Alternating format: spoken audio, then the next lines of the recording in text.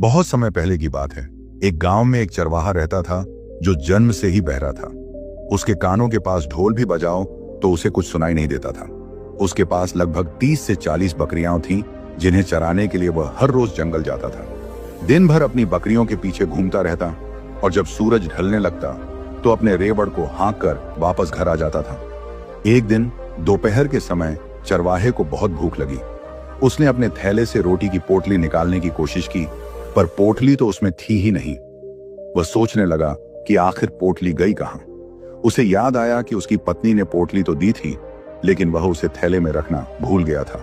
चरवाहे ने सोचा कि शायद उसकी पत्नी को पोटली घर में रखी मिल जाए और वह उसे देने के लिए आ जाए। वह बेसब्री से अपनी पत्नी का इंतजार करने लगा। भूख के मारे उससे और रहा न गया। बार बार उसकी निगाहें गांव की ओर जाने वाले रास्ते पर पड़ती, इस उम्मीद में कि उसकी पत्नी रोटियां लेकर आ रही होगी, मगर उसे हर बार निराशा ही हाथ लगी। फिर उसने सोचा कि शायद पत्नी ने बेटे के हाथ रोटियां भेजी हों, लेकिन वह भी शायद गली में लड़कों के साथ खेलने में लग गया हो।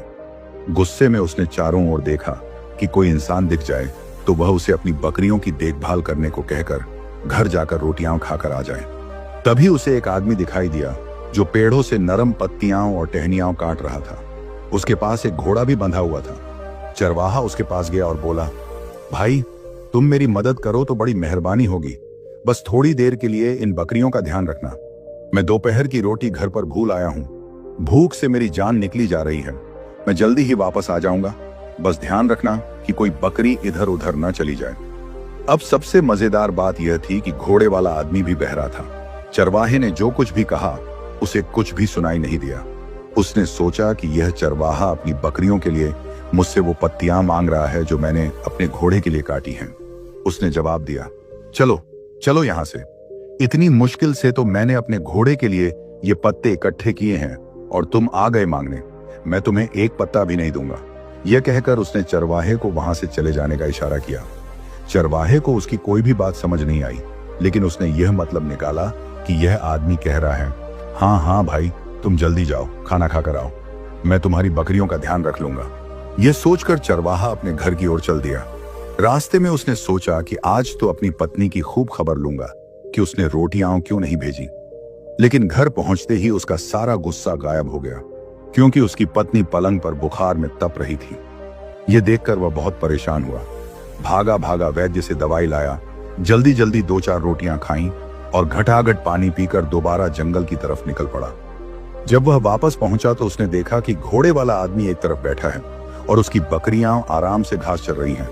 उसने सोचा, कितना भला आदमी है, मेरी बकरियों का ध्यान रख रहा है और अपना कीमती समय देकर अब तक यहीं बैठा है। मैं इसका एहसान कैसे चुकाऊं? तभी उसे याद आया, हाँ, मेरे पास जो लंगड़ी बकरी है, क्यों ना मैं उसे ही इसे दे दूं। चरवाहे ने लंगड़ी बकरी को अपने कंधे पर उठाया और घोड़े वाले के पास जाकर बोला, भाई, तुमने मेरी बकरियों की देखभाल की, उसके लिए मैं तुम्हारा बहुत आभारी हूं। माफ करना, मुझे थोड़ी देर हो गई। असल में मेरी पत्नी की तबीयत खराब हो गई थी। मैं उसके लिए दवा लेने चला गया था, इसीलिए मुझे देर हुई। मेरी तरफ से आप इस बकरी को ले लें। मैं खुश होकर आपको यह भेंट कर रहा हूं। घोड़े वाला आदमी असल में एक लकड़हारा था। वह चरवाहे की एक भी बात नहीं सुन सका। उसने बस यह मतलब निकाला कि चरवाहा यह कह रहा है कि इस बकरी की टांग मैंने तोड़ी है। यह सोचकर लकड़हारे का खून खौल गया। तुम और तुम्हारी बकरी जाए भाड़ में। मैं क्या तुम्हारे बाप का नौकर हूं जो पहले तो पत्ते मांग रहे थे और अब इस बकरी की टांग तोड़ने का इल्जाम मुझ पर लगा रहे हो? मेरे सामने से हट जाओ। चरवाहा समझा कि वह कह रहा है कि दूध देने वाली बकरी देनी है तो दो। उसने कहा, भाई, मैं एक गरीब आदमी हूं। इन्हीं बकरियों का दूध बेचकर मेरा गुजारा चलता है। अगर मैं तुम्हें दूध देने वाली बकरी दे दूंगा तो अपने परिवार का पेट कैसे भरूंगा? तुम यही वाली बकरी ले लो। लकड़हारा चिल्लाया, अरे बेवकूफ, भागो यहां से। वह समझा कि चरवाहा उसे धमकी दे रहा है। अगर तुमने बकरी की कीमत नहीं दी तो बहुत बुरा होगा। मुझे तुम्हारी बकरियों से कोई लेना देना नहीं है। मुझे तो यह भी पता नहीं कि तुम्हारी यह लंगड़ी बकरी किस तरफ चल रही थी। अब ज्यादा मेरा दिमाग मत खाओ, वरना मैं तुम्हें मार डालूंगा। चरवाहे ने देखा कि लकड़हारे की आंखें लाल हो गई हैं और उसके नथुने फड़क रहे हैं। वह हैरान था, इसमें नाराज होने वाली क्या बात है? मैं तो एहसान का बदला चुका रहा हूं और बदले में बकरी दे रहा हूं। मैंने तो इसे कोई गाली भी नहीं दी। चरवाहे ने एक बार फिर लकड़हारे को बकरी लेने के लिए कहा। इस बार लकड़हारे ने कुछ भी नहीं सोचा और उठकर चरवाहे को एक घूंसा मार दिया। चरवाहे को भी गुस्सा आ गया और उसने भी 2 घूंसे लकड़हारे को जड़ दिए। उन दोनों में अब हाथापाई होने लगी। उनकी लड़ाई देखकर घोड़ा हिनहिनाने लगा और बकरियां मैं करने लगी। तभी एक मुसाफिर अपने घोड़े पर सवार होकर वहां से गुजरा। लकड़हारे और चरवाहे की लड़ाई देखकर वह उनके पास आया और पूछने लगा, भाई क्या बात है, तुम लोग क्यों लड़ रहे हो?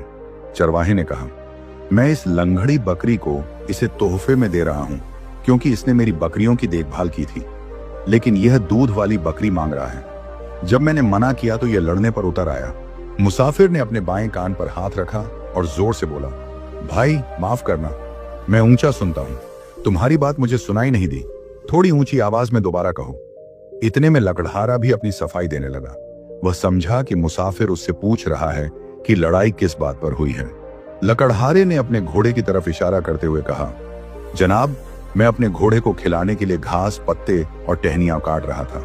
अपनी बकरियों को चरते छोड़कर ये पता नहीं कहां गायब हो गया था। फिर बहुत देर बाद वापस आया और इस लंगड़ी बकरी को मेरे सामने लाकर बोला, इसकी टांग तुमने तोड़ी है। मैं कब से इसे समझा रहा हूं कि मैंने इसकी बकरी की टांग नहीं तोड़ी। यह एक ही बात रटे जा रहा है और मानता ही नहीं है। मैंने इसे पहले बहुत समझाया, मगर लातों के भूत बातों से नहीं मानते। अब जब मैंने इसकी पिटाई की है तो इसके होश ठिकाने आए हैं। अब आप ही इसे समझाएं। मुसाफिर हैरानी से उन दोनों की तरफ देख रहा था।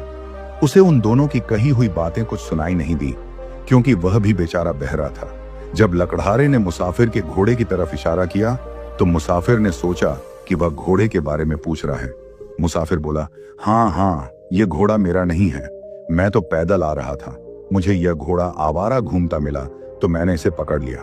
अब अगर आप कहते हैं कि यह घोड़ा आपका है तो मैं इसे आपके हवाले करता हूं। उम्मीद है आप मुझे माफ कर देंगे। इतना कहकर मुसाफिर ने अपना घोड़ा वहीं छोड़ा और वहां से भाग निकला।